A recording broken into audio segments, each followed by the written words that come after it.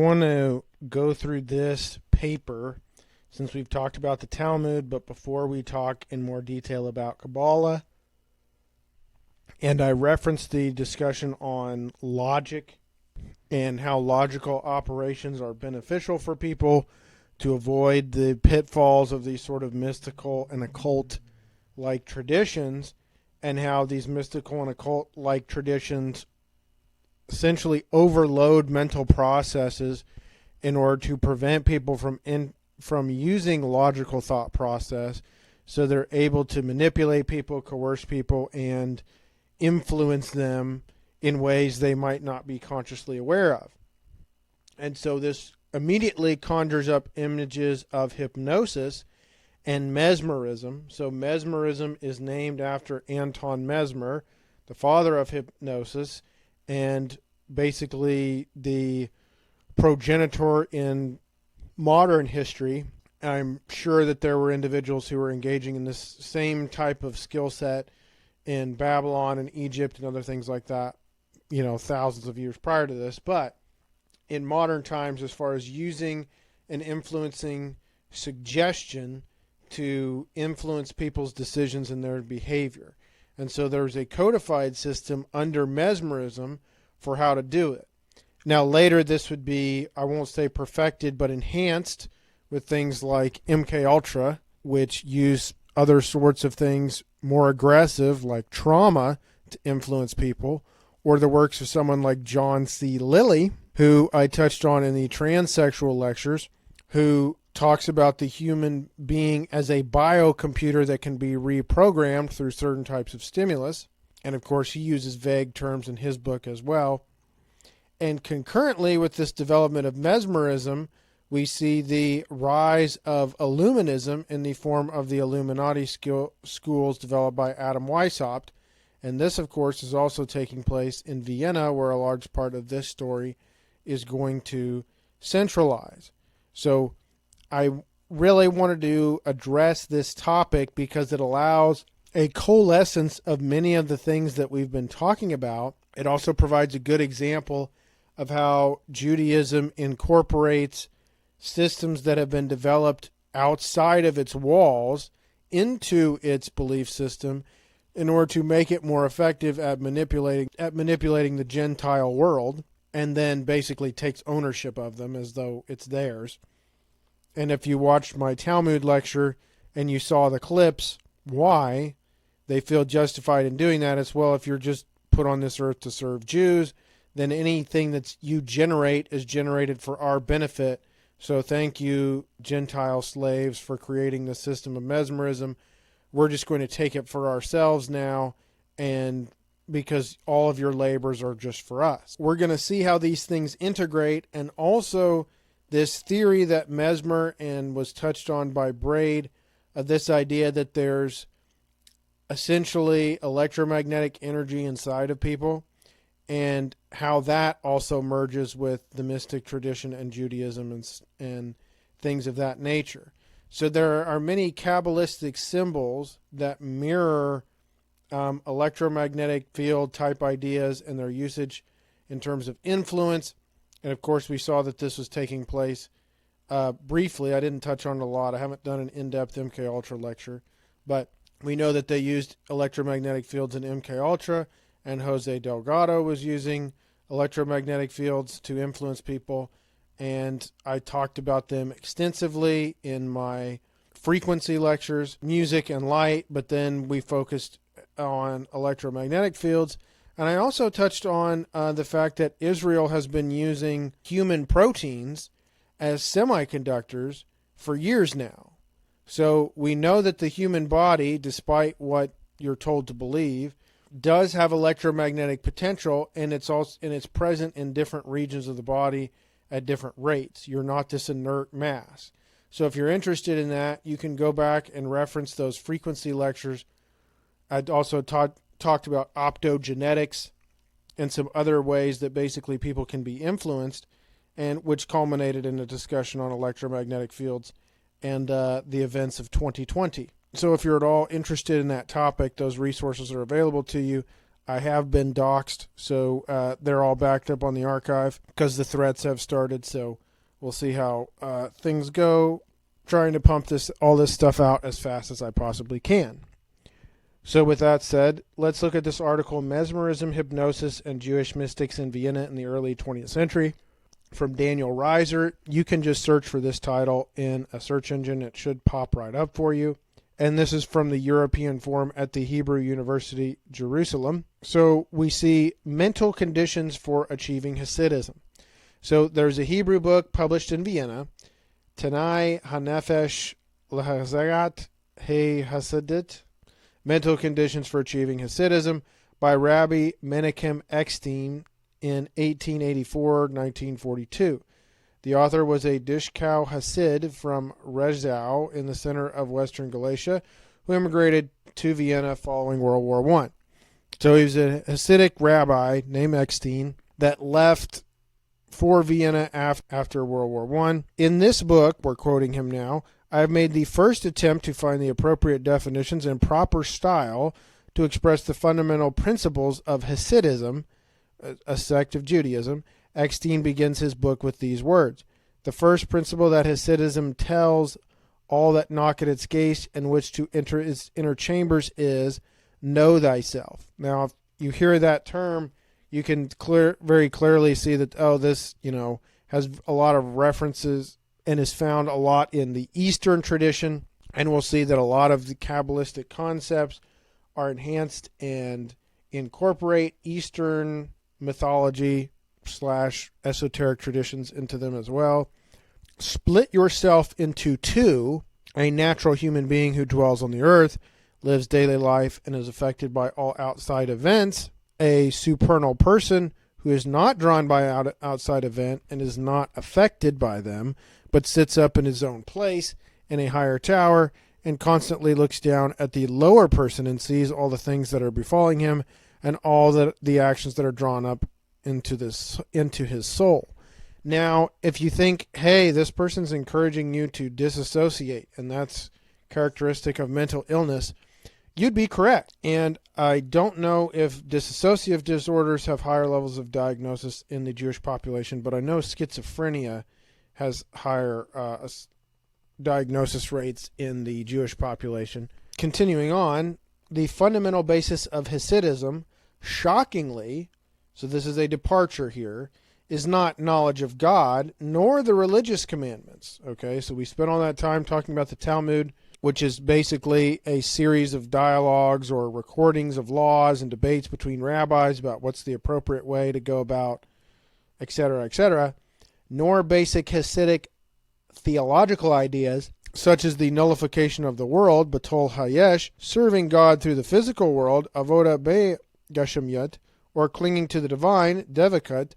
Rather, the fundamental basis of Hasidism is a universal psychological concept, self-awareness, which gives the practitioner full control over his soul and his personal inclinations. Now, if you might think from reading that, isn't this going to predispose people to some level of narcissism?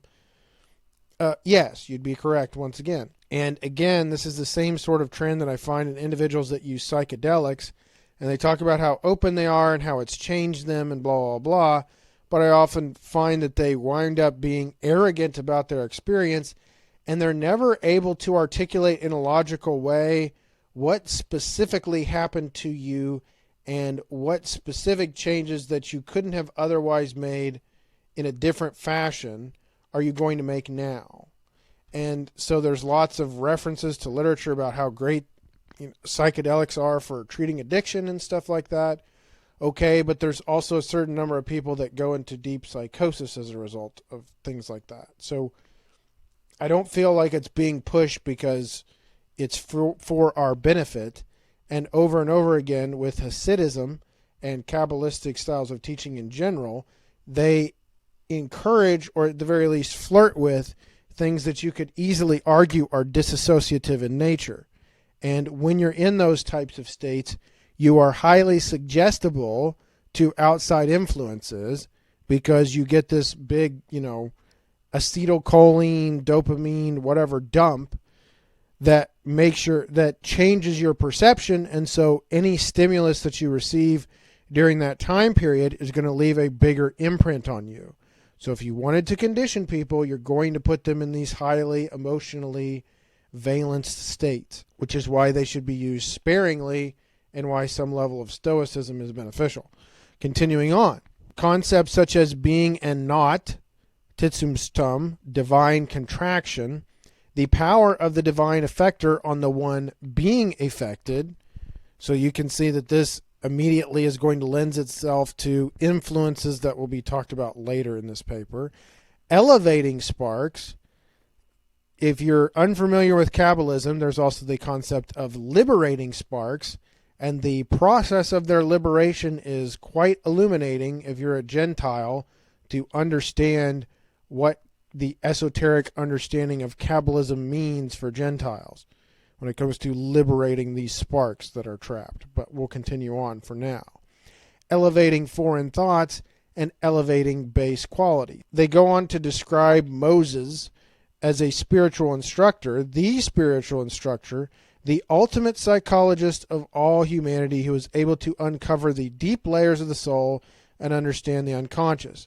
Nothing like this is even sort of mentioned in the original Old Testament text. This is all additions that came into place later. Moses was the greatest teacher in the entire universe of all time, and there was none like him either before or afterwards.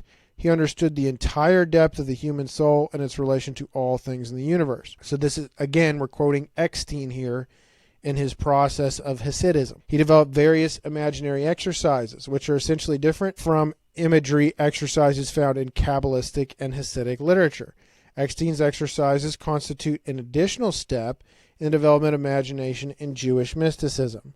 So he's, again, using a meditative practice to put you in a certain state, emotionally, intellectually, spiritually, etc., which I'm not saying all of that is bad, but I'm saying you need to be careful and you need to be the one in control of that process. The prophetic Kabbalah of the 12th century, the imagery techniques are mainly of a linguistic nature.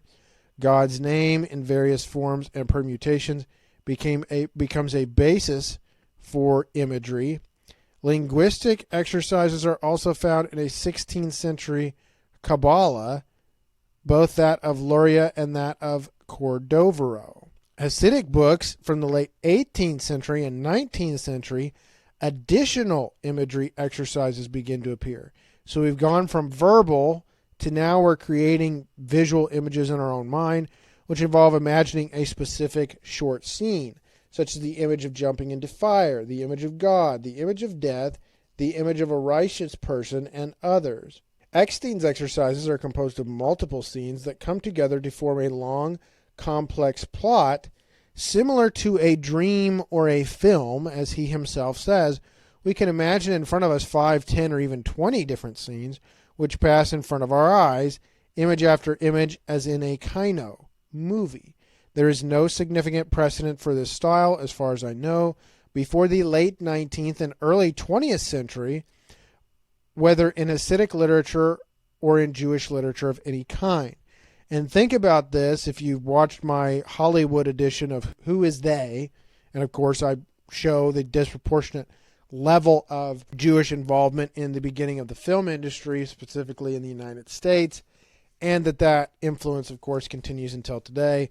And then I read basically an hour and a half's work of actors by various decades that are all Jewish, just to sort of establish a point there, which that's a lecture that can be shown to a sort of a generic normie. This one's not going to go over very well.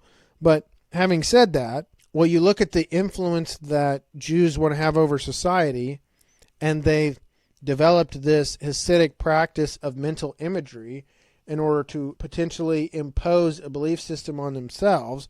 What do you think they're using the movies to do? For all these decades, look at the imagery in the movies. What did I show you with both the homosexuality lecture wrap-up and the transsexuality lecture wrap-up and the race wrap-up as far as film goes? How did every single one of those things start? They started with background/subliminal imagery to get you accustomed to having these things in the background, guys in dresses, gay people, interracial interactions, constantly inundated in the very earliest films in the background. And then it became all sorts of best friend tropes. Now they're your friend, they're your buddy, etc., etc. Constant messaging. And then it progresses to what? Now they're in charge and you're being suppressed, oppressed, whatever else. And how did they know this would work? Well, because they've been practicing it, and as we'll see, they'd incorporated mesmerism into their belief system already. So it's a way of imposing Jewish mindset on Gentile nations, which started with a newspaper in the exact same functional tract here. We started with words in the Lurianic style, linguistic exercises. Then we progressed to vocal in the form of radio, and then TV and film. And we're going to gradually condition you through those things until you internalize the messages we want you to internalize as Gentiles about what we believe your role in civilization is, which is basically to mix together into a homogeneous, raceless mass that will serve us basically until we can get artificial intelligence and robots to replace you, and then for you to be wiped off the face of the earth because you're Amalek. So continuing on in that pleasant vein, similar exercises developed in modern Western psychology and particularly in hypnosis. The similarity is tantalizing. What led Eckstein, who was living in the 1920s Vienna, to present Hasidism in this way, and what was his relationship to modern psychology? Now, I already have a lecture on Sigmund Freud that I talked about, in that Freud's psychology was a future development off of Illuminism that was developed by Weishaupt, in which he would analyze a person's behavior, interpret their behavior in a specific way, including their dreams, which we've just seen this mental imagery associated with Hasidism. Tell me your private emotional thoughts and the imagery that you experience. I'm going to interpret it for you so I can impose my will over yours. And then, of course, Freud's two express goals that I pointed out in that lecture were destruction of the Catholic Church and making money. And I showed literal communications from Freud endorsing just that.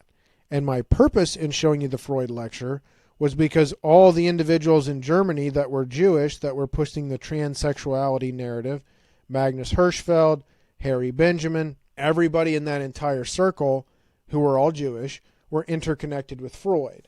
And the science man in that context was Eugene Steinach, who was doing hormone experiments with rats in the 1910s and observing differences in their sexual behavior, giving male rats female hormones and seeing that they presented like females for mating. So basically, this is how you make homosexual. They were working this out in the 1910s. And also transsexuals. They were working this out in the 1910s. And Magnus Hirschfeld used those hormones that Eugene Steinach was experimenting with to give to his first transsexuals inside of his supposed safe haven for them, for these cross-dressers. And that's where the first transsexual surgeries were developed in Germany. I kid you not. All of this was orbiting Freud's psychological theories, and Freud's psychological theories were an outcropping from this. 1774, German physiologist Franz Anton Mesmer, whose ancestry I have not been able to identify any Jewish ancestry in him. That doesn't necessarily mean that that's the case, given the tricky nature of some of these things, but as far as I can tell, he's a Gentile. He had huge success in Vienna when he managed to heal Franzl Osterlin, a young woman of 28 who had been suffering from hysteria, which was causing her seizures and paralysis. Mesmer instructed her to swallow a solution containing iron and affix 3 magnets to her body. Now, this is quite interesting because back in my neurasthenia lectures where I discussed George Miller Beard and chronic fatigue-like syndromes that were developing in the world as we started electrifying things and creating telegraph wires and talking about telegraph operators getting cramps and anxiety and all these sorts of things as I was building a case for the problems with electromagnetic fields. Some of the treatments that Beard would subject people to were specific types of electrification, and that would, in some sense, potentially reboot their system.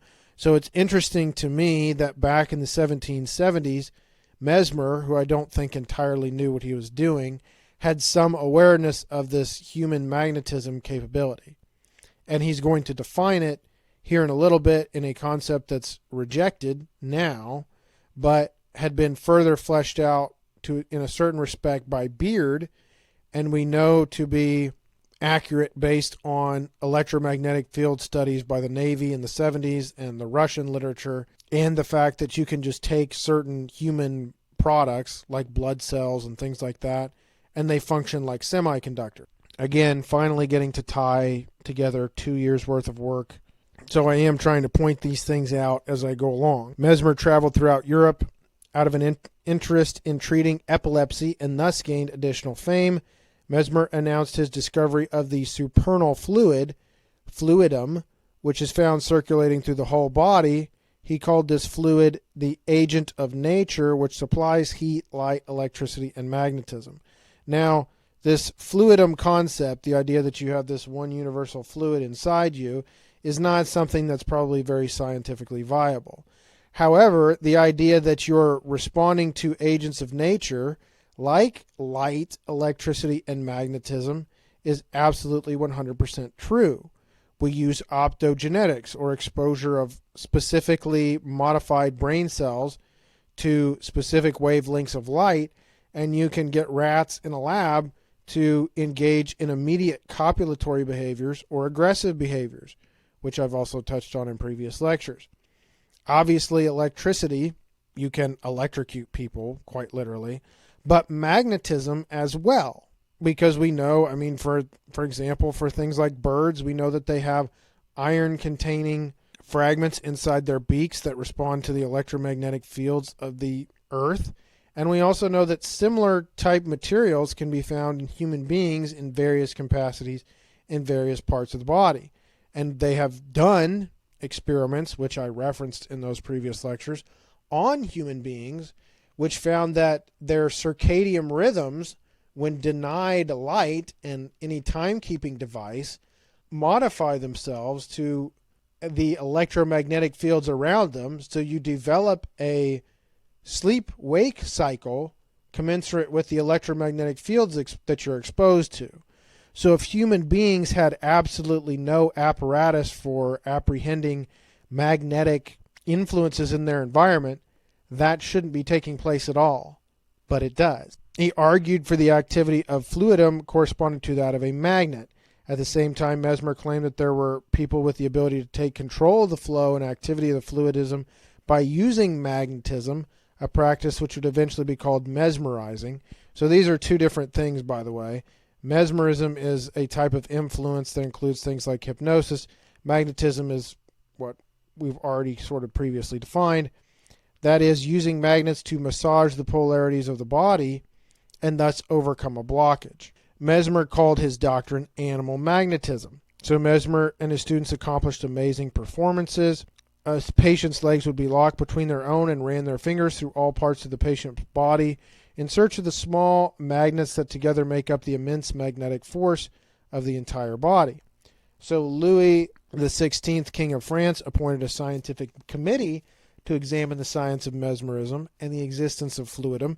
The committee's conclusion that there was no proof at all that such a fluid existed.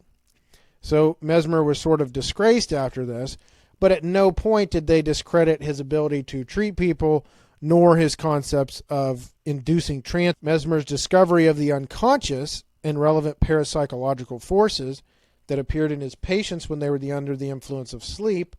So in other words, this signaled a shift in the consciousness of European and Jewish society, in which it became clear that people could be not in fully alert states, but could be suggestible to outside influences.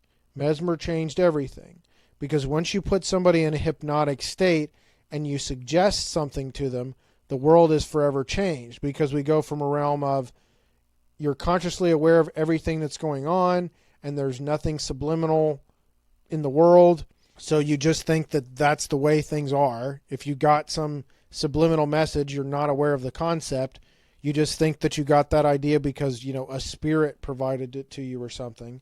Now with Mesmer, we know you can put people in trance states and you can suggest things to them via hypnosis. And it can change the way that they are in their waking, fully conscious state. So if you don't think Jews are going to notice this and potentially weaponize it, you haven't been paying attention thus far. Or even non-Jews who just want to use this to meet their own agendas.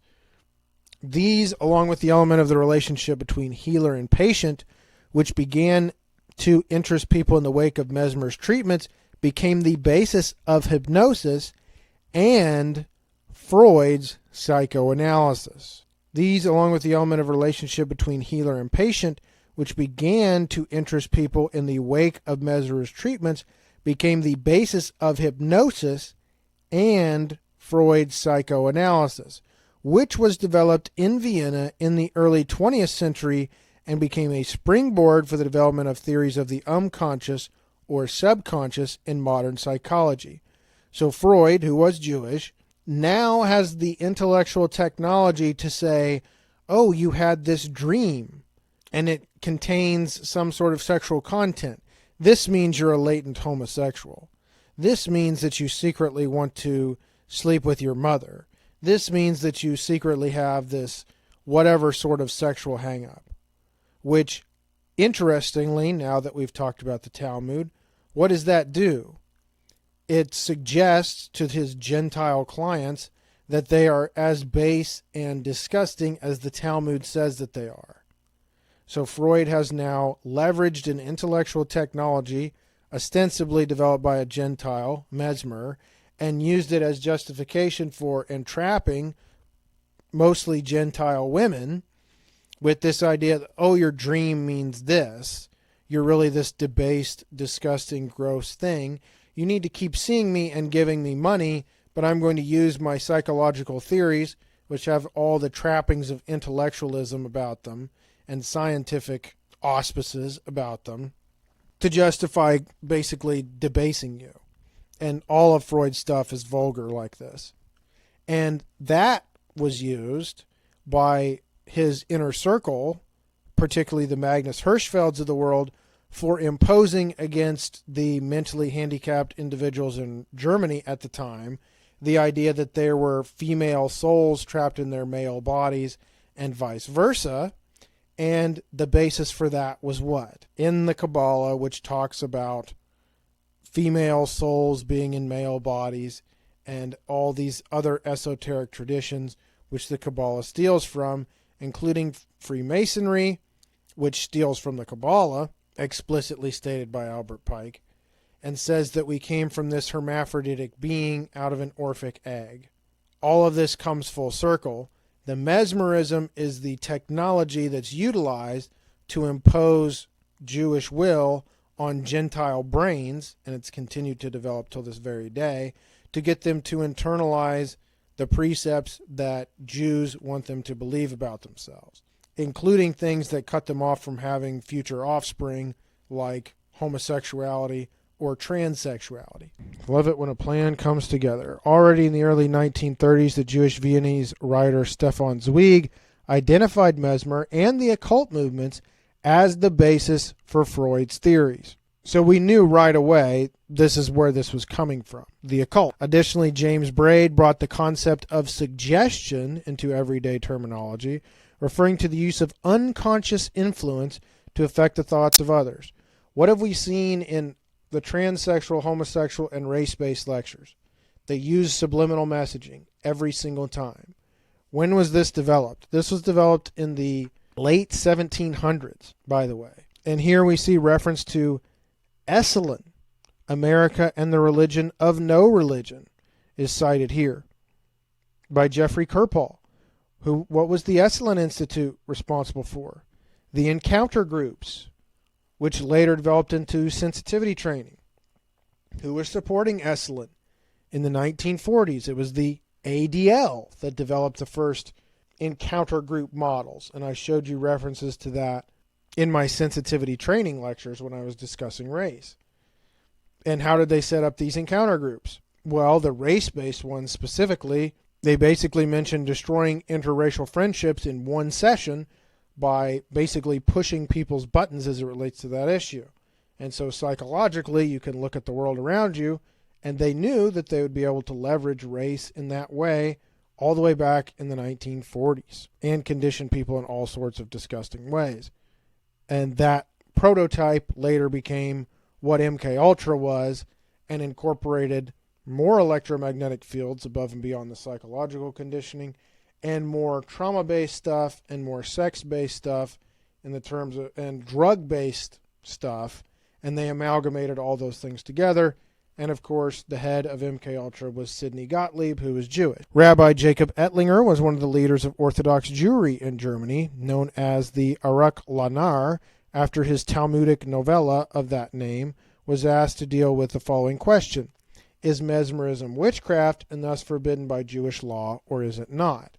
And I referenced this in my first Jews, Vaccines, and Viruses lecture, in which I discussed cures found in the Talmud and how they're bankrupt of scientific or medical efficacy whatsoever, and that they later stole from Galen and Hippocrates, who were already developing systemized methodologies for treating sick patients hundreds of years before. But they referenced this utilizing Gentile technology to heal their sick, whether or not it's approved or not, and they reference witchcraft. This was addressed by the rabbi in 1852 by the Jewish community of Amsterdam, referred to one of the later transformations of Mesmer's theory of animal magnetism, namely the theory of hypnosis, which was beginning to develop in the second half of the 19th century. The first halakhic discussion of mesmerism, as far as I'm aware. So they say there's a pious, prominent individual who has fallen ill and has been advised to seek treatment by means of the power they call magnetisirin. This treatment makes the patient asleep and feel no sensation at all. Answer: I've consulted non-Jewish scholars regarding their opinion of the power of this magnetisirin, whether it actually causes any damage in nature, as they claim, or not. I have found their views differ. Some say the whole thing is a complete lie, but rather the patient's imaginative powers are elevated to the point that he thinks he is seeing wondrous things. Even if it's true, we cannot find any natural explanation of how magnetisirin can cause such changes. Nonetheless, we do not need to be concerned that it is caused by forces of impurity, because it is clear from halakhic authorities and the ruling in the Arab Turum and Shulan Aruka, section Yora De'ah, that one is allowed to receive treatment that is formed by means of a spell cast by an idolater. This is the same terminology that's used in the Talmud to describe Gentiles in general, but it's often a term that has been replaced by censors that used to be with the word goy or goyim, as long as it is not certain that the practitioner is actually mentioning the name of a foreign deity as part of the spell. The spell has no basis in natural processes, but nonetheless we are not concerned that it might be using the force of impurity. So in other words, go ahead and get mesmerized. There's no problem with seeking treatment through magnetisirin, whose practitioners say that it is a natural process, even though they are unable to understand its natural basis. Isaac Bear Levinson, one of the pioneering writers of the Jewish Enlightenment, who studied in Galatia, wrote an anti-Hasidic satire that mentions mesmer and the name of his theory already in his book titled The Works of the Righteous with the Valley of Rephaim. Is it the vision of the world of Aslut, which one of the visionaries saw by means of techniques of mystical tikkun of mesmer. So basically this person is saying, we know that they were doing this stuff in the Hasidic sects because the mesmerism was being executed in the Hasidic text, because another Jewish author who is critical of Hasidism in a satirical text mentions that they're engaged in these mesmer-like processes. The anti-Hasidic satire thus shows us the acquaintance with mesmerism, which had reached Eastern Europe. So in other words, this didn't stay in Vienna. It progressed all the way into Russia. Menachem Eckstein, Mesmerism and Imaginative Technique. So the book mental conditions for achieving Hasidism. In fact, uses the word fluidum and suggestia, suggestion. For him, fluid is not a liquid as it is for Mesmer, but a hidden force that is found in the world. Yes, this is his metachlorians. But what we see here is that what is this individual doing? They're incorporating an idea created by Mesmer, who's ostensibly a Gentile, using his own term and presenting it as though it's his own idea. And you'll see this over and over again in Jewish sources. We're going to erase your culture, and then all the good ideas you have, we're going to integrate them into our belief system and say that we came up with them. It is well known that Hasidism places a great value on the gatherings on Sabbaths and festivals. For this reason, it takes account the influence and forces that pass between people. For you often see when a person is happy, he can bring joy to a whole group of people simply by appearing among them. Without taking an active step to entertain them, it is as if invisible lines of joy emanate from him and penetrate into their hearts, thus arousing feelings of joy in them as well. So what is he talking about? He's talking about powerfully influential people can influence the behaviors of others. He'll make this clear in upcoming paragraphs. Hasidism places a great value on this hidden force, fluidum, which issues from every individual. For in matters of religion, this force is even more powerful than in other matters. How amazed will all the wise men of the world be when they realize that everything that they currently know about these wondrous forces that people receive from them and spread to each other are only like a drop from the sea in comparison to what Hasidism knows about this. So yes, our influence is that much greater. We know so much more about it than you. We know about the hidden force that you're only accidentally tapping into, etc., etc. From the Rebbe, if we come close to a person that has already freed his soul from all doubts and hesitation by using them for the goodness of his soul, for he has acquired clear, certain knowledge of his Creator, and this true light already shines thoroughly in him, then we necessarily feel the hidden forces that emanate from him. The greater a person is in spirituality and spiritual perfection, the greater and stronger will be the forces that emanate from him. So what is he saying here? The deeper you go into Hasidism, the more you're able to influence the people of the world around you, whether that be Jew or Gentile specifically. But I adhere to my practice of knowing thyself, and your emanation will grow, and therefore you will be able to exert influence on the people around you. Or, I would argue, impose your will on them, but we'll continue. And especially if the people that draw near to him are also trying to free their souls from doubts and uncertainties, they will have a greater experience of light that emanates from those great people. Eckstein uses this hidden force to also explain Hasidic prayer. If Hasidism pray together, and among them are several great individuals who have already elevated their souls to a high level, then the room will be full of godly lines, as it were, and the spiritual inspiration passes from one person to another. The greater ones influence the lesser ones. Think about celebrity culture in general. Think about when you see whatever famous pop star or whoever it is on stage, or whatever famous actor or whoever it is on stage. Who are the agents? Who are the promoters? Who are the individuals financing these venues to make these people famous? Overwhelmingly Jewish. What types of things do these performers say and do? What sort of messages do they adhere to? What sort of influence does that have on the youth? Who created celebrity culture? You can go back and watch my Who Are They Hollywood lecture, and I reference the agents and stuff like that are, of course, overwhelmingly Jewish, and the creation of the star system in early Hollywood, because you used to have studios that just had, actors that weren't really listed, credited, and billed, and then they changed that to making people famous.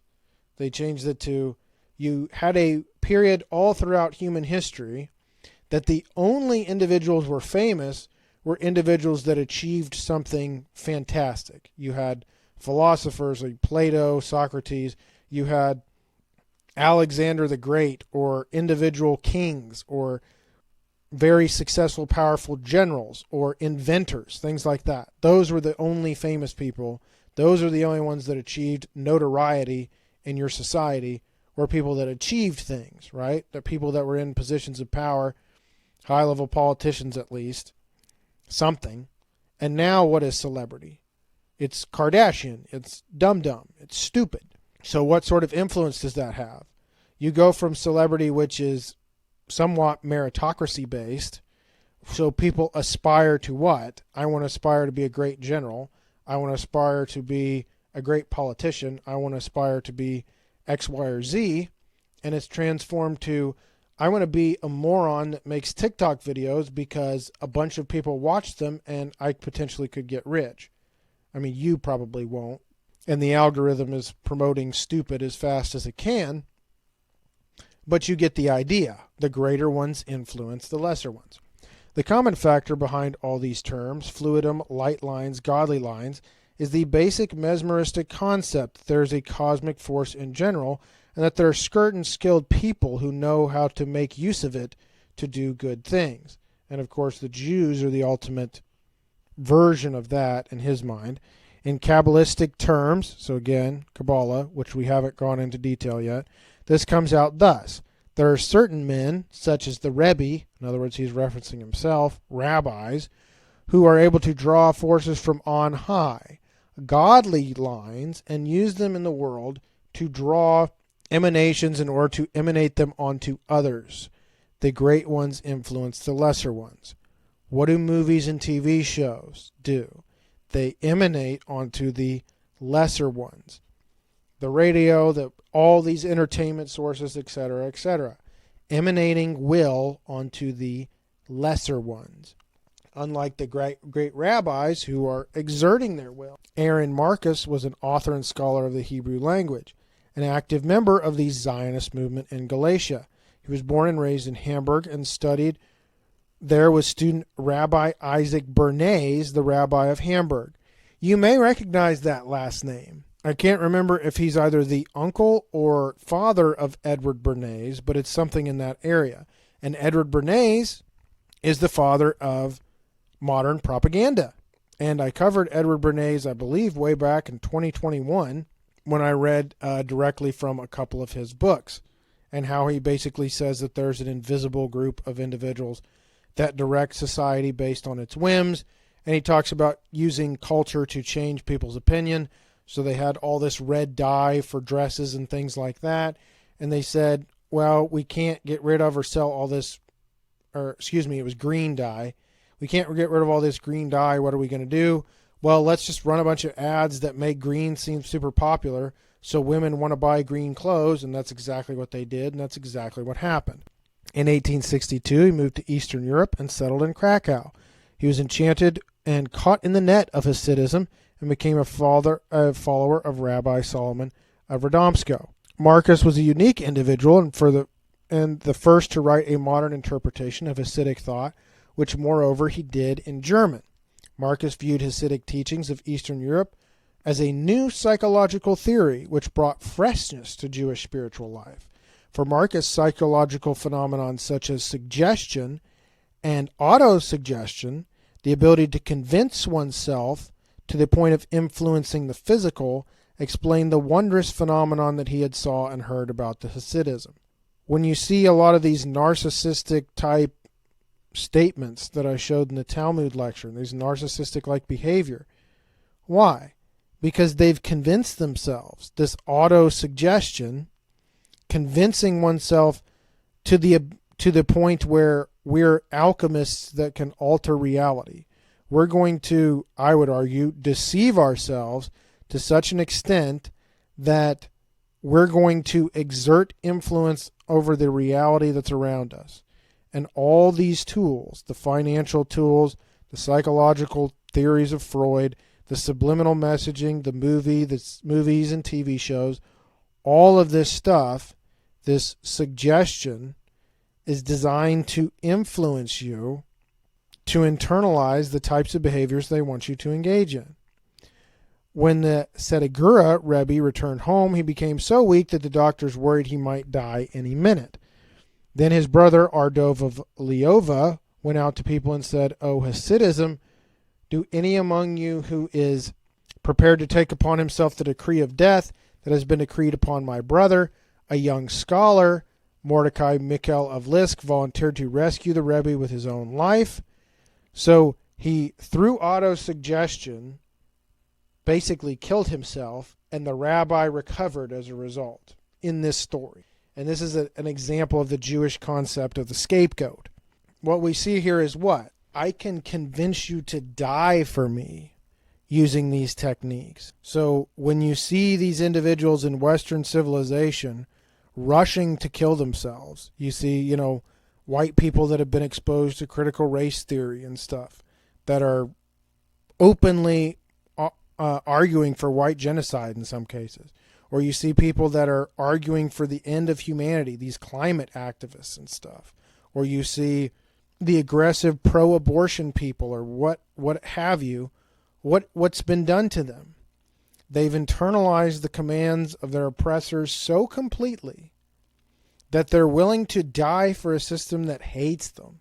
So whenever you go back and you watch the Matrix movie where Morpheus is explaining to Neo in the little simulation with the lady with the red dress, these people are still jacked into the Matrix, right? We want to help them, but as long as they're jacked into the Matrix, they might die to defend it.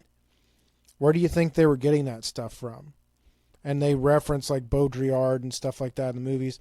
I'm not trying to use a super cliched example because everybody uses the red pill Matrix example, but it's apt in this case because this was worked out hundreds of years ago. And this is why when I show you the clips that I showed you in the Talmud lecture, this is why they feel justified in saying stuff like this. They've fully internalized this stuff. And that's why it's essential to have the homosexuality and race questions and all these techniques that can be utilized, because you in your rational mind are assuming that the person next to you is going to be rational too. And let me tell you something. If they've been exposed to this stuff, they're not going to be rational. They might risk death trying to kill you if they believe that you're against what they believe in, if they've been conditioned aggressively enough. You better take steps to get out of the way. Like Eckstein Marcus explains the influence of the Rebbe on his Hasidism in terms of the power of suggestion. I have the opportunity to observe the phenomenon in reliable personalities. A soldier named Abramowitz was the son of a border smuggler. The son was even more coarse and boorish than the father. He had no semblance of any religious feeling. He escaped from Klep, risking his life. He arrived at Setigura, past the Romanian soldier. "I don't know what happened to me," he said, "but when the Rebbe spoke to me, I broke into uncontrollable tears. I had never cried like this since my childhood.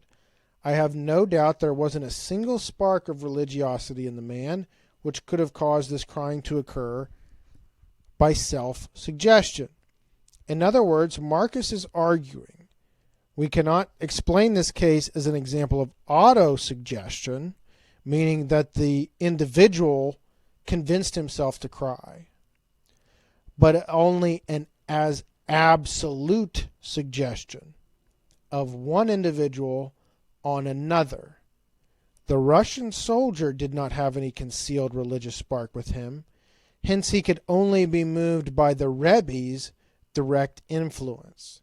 So this rabbi, through his Hasidism, has elevated himself to such an extent that he can impose his will on this non-religious figure. So what are all these Hasidic practices?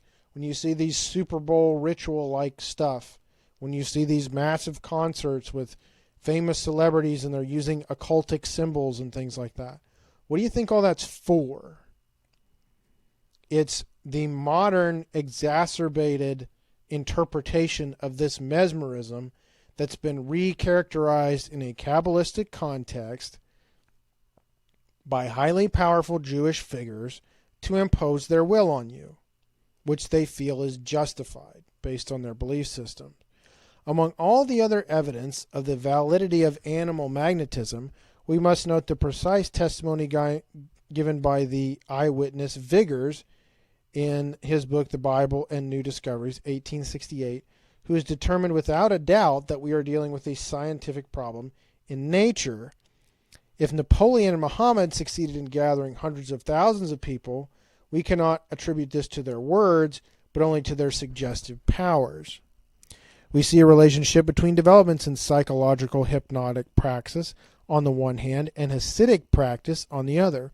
In Marcus's descriptions of Rabbi Sholem Rakeh of Belz, who would heal physical and mental ailments by making hand motions similar to hypnosis. So now what's happening? The Jewish people are retroactively going back and saying, this rabbi was also doing hypnosis stuff and didn't have contact with Mesmer and blah, blah, blah, blah, blah. Okay? So they're trying to give credit to some rabbi just because he makes hand gestures and things like that. I don't really care about that. I just am trying to emphasize this trend of Jewish plagiarism. In thousands of cases, his activity was confirmed by Jews and Gentiles, nobles and peasants. It has aroused the interest of heads of colleges who spent many decades trying to explain the phenomenon in the science of psychology, which was influenced by a spiritist approach. Along with animal magnetism, there was another central factor of influence, namely developments in the concept of the imagination in Western philosophy. European philosophy, from that of the Greeks to that of modern times, this is why I emphasize this so much, saw developments in the attitude toward imagination that influenced modern psychology. So Plato viewed imagination as a base, deceptive force.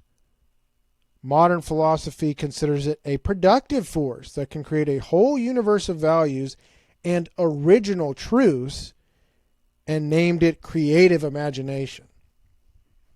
So what is Plato aware of? Plato's aware of how dangerous this is. Plato's aware of the fact that if you're daydreaming all the time, you're easier to manipulate. If you're daydreaming all the time, you're in a state of more base and more emotional state. If you're daydreaming all the time, individuals that don't have your best interest at heart can alter society right out from under you because you're too busy freaking daydreaming and scrolling through your TikTok and watching your dumb movies and TV shows. So what did the modern philosophy and psychology do? Oh, you can use it for creative imagination. Create a whole universe of values, meaning what? We're going to change your values. What does this whole universe of values sound like? It sounds like modern liberalism, where we can have everything both ways, where it's going to be everything, that's your truth, this is my truth. We need to have gender equality and racial equality and equity and all this kind of stuff, even though that's literally impossible to do in any significant way. You can't build a utopia. You can just try to incrementally improve things. And this concept of original truth means what? We're going to come up with some new stuff and call it true. And what do we need to be able to do that? We need to project you into this mental world out of the real physical world, because the real physical world has very direct consequences associated with it. If you screw up, you find out right away. If you're in imagination land, you can keep making mistakes for a really long period of time before it comes back to bite you. It might be way too late before you figure out that what you've been doing is a waste of time, or even totally destructive. So what's the Jewish imperative to impose on Gentiles? Push them further and further away from the real world into this creative imagination, which they have designs on controlling.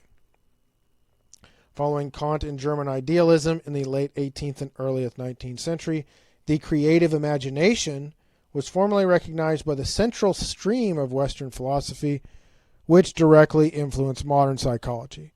So what happened? We got away from Greek thought, which was logic-based and based in reality, and then this idealism period in the late 18th and early 19th century, late 1700s to early 1800s, after the effects of Mesmer, after the effects of Adam Weishaupt and the Illuminati, we transition into this new version of Western philosophy that's been influenced by modern psychology. And where's the modern psychology coming from? Well, in large part, it's coming from Freud, whose influence is occultic in nature. So what happened, if you want to know what happened to the West, this is where it really took a turn for the worse. The linguistic techniques in the Middle Ages, to imagining a single scene in Hasidism, to imagining an entire plot in the 20th century. And that became what? It became modern film, just imagining an entire plot. And now we can redirect you to, instead of relationships being a commitment designed to produce children, in which you're bound together through life, for life, by a covenant, it's based on whatever emotional whims compel you to marry each other and things of that nature. You see this in the very earliest films. You see guys in dresses in the very earliest films until the Hays Code. Charlie Chaplin did a scene where two guys kissed in the 1800s in these films. And we know that up until that point, the only way that you could see an image, a moving image before film, was if you imagined it yourself in your mind's eye, so you self-generated it, or you saw it in the real world. Those are the only two ways. I mean, you could you could recreate it via drawings and paintings and stuff like that, okay? But as far as a moving image is concerned, until modern film, the only way to project into another person's mind was by potentially reading them a story and they're imagining it, but they still have control. They still have an operative process of their own mental process generating those images in their head. And now with film, we're able to impose those visions onto people. And the Hasidic Jews knew about this stuff in the 1800s and 1900s. Already in the studies in the late 1940s, Raphael Strauss noted changes in the roles of the Beit Eli Shem, Jewish mystical wonder works, but he understood in the context of the development of Mesmerism. Beit Eli Shem of Michelstadt, Rabbi Isaac Zekel Leib Wurmser, the rabbi of the city of Michelstadt, Germany, was known for his healing powers. His private journals, which describe treatments, list 1,500 patients from 700 places. Most are women, either during pregnancy or after childbirth, who had been diagnosed with various nervous disorders. He just prescribed things like giving to charity, checking their mitzvot and tefillin, changing the patient's name, gold rings, etc., all stuff that shouldn't really work. He believed every physical symptom was psychological in origin. Karl Grossinger identifies a change in the understanding of the role of the Beit Eli Shem, which occurred in the 18th century, from a healer of physical ailments to a healer of spiritual ailments. Strauss maintains the activities of Beit Eli Shem must be understood in the light of the development of Mesmer's teachings. Considering Wurmser's interest in scholarship, one cannot refer his miracle healings to old Kabbalistic leanings alone. There is a rise in scientific way of miracle healing under the name of Mesmerism, which created a sensation in Europe. It is unlikely that Wurmser should not have learned of Mesmer's animal magnetism during his stay in Frankfurt or Mannheim, and would have not combined this famous theory with his own Kabbalistic views. So now they got hypnosis, and things forever changed. And every time there's a new intellectual technology that can be used to impose Jewish will over Gentile minds, it will be incorporated as fast as possible. And when we look at the Kabbalah, we'll see that it's unlike the Talmud, well, at least the Kabbalah can self-update itself via shamanistic-like mechanisms and constantly reinterpret itself, and that reinterpretation can be applied to the Talmud, but the Kabbalah created a new wrinkle in Judaism that allowed it to address whatever's currently happening in the culture and justify whatever action is necessary to continue to this agenda of domination. That's what it accomplishes. And Mesmerism got incorporated into the Kabbalah as fast as basically they could incorporate it, as fast as they could get away with incorporating it into that system, because it became very clear right away how useful and intellectual technology that it is. And so this all developed in Eckstein with his imagery exercises in Vienna in the years following World War I. So Austria was primarily concerned with aesthetics, and so he goes on to discuss in this section how influential Jewish thought was and Jewish influence was in Viennese culture, getting it to the point of ascribing it to being essentially Jewish culture. It was fundamentally Jewish.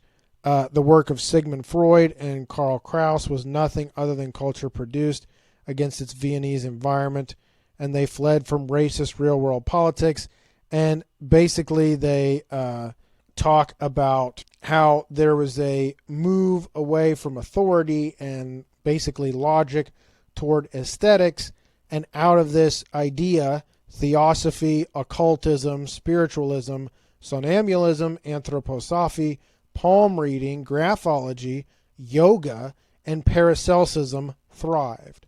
So all of these non-logical systems, all of these things that can make people's hair stand on end, if you're aware of what they're actually teaching, developed in Vienna as a result of this Jewish influence, and mesmerism was incorporated into that.